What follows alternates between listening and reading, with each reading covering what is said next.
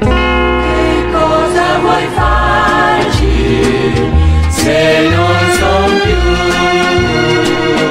come vuoi tu?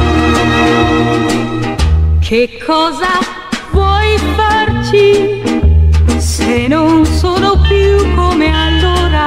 Se quel poco che ho pianto è bastato a cambiare il mio cuore, ma tu non sai come soffro ora, che non ho più quel che avevo allora.